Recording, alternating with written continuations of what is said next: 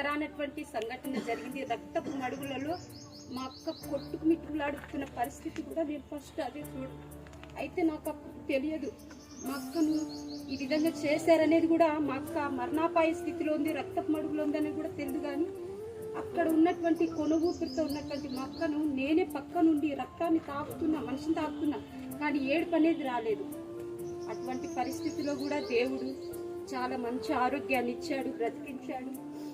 రెండోది డెలివరీ విషయంలో కూడా మా అక్క డెలివరీ అవుతున్నటువంటి సమయంలో కూడా, డెలివరీ కాని పరిస్థితిలో కూడా నేను దగ్గరున్నాను.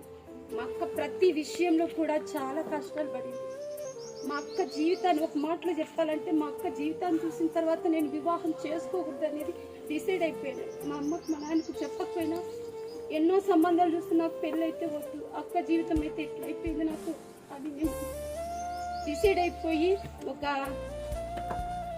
నన్నుగా ఉండిపోవాలని, మదర్ తెరిసా లాగా ఉండిపోవాలి, నేను పెళ్లి చేసుకోవాలి, సేవకి వెళ్ళిపోతాను, సేవ చేసుకుంటాను, నాకు కూడా ఇలాంటి కష్టాలు వస్తాయేమోనని మా అక్క జీవితాన్ని చూసి నేను ఒక డిసైడ్ అయిపోయాను చిన్నప్పుడే.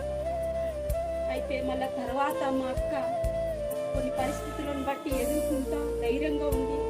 కొన్నిసార్లు అంట అక్క దేవుని నమ్ముకోక, నీకు ఎన్ని పరిస్థితులు వస్తున్నాయి, ఎన్ని అవరోధాలు వస్తున్నాయి, అన్ని విషయాల్లో ఎన్నో ఆటంకాలు వస్తున్నాయి కదా, నువ్వు దేవుని నమ్ముకొని దేవుళ్ళు నిలబడి అన్నప్పుడు కొన్ని నిజంగా దైవికమైన జ్ఞానం లేదు, కానీ లోకపరంగా కొన్ని మంచి మాటలు నాకు చెప్పేది.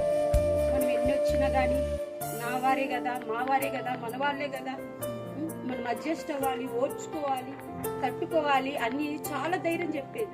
అవన్నీ కూడా చిన్నప్పుడు నేను వింటూ మా అక్క దగ్గర, మా అమ్మ ఏమన్నా మా నాన్న ఏమన్నా మా అక్క దగ్గరికి వెళ్ళిపోయేదాన్ని, మా బావ దగ్గర ఉండిపోయేదాన్ని, వాళ్ళ దగ్గరే ఉండేదాన్ని. అయితే మా అక్క చాలా విషయాలు అక్క జీవితం నుంచి చాలా నేర్చుకున్నాను.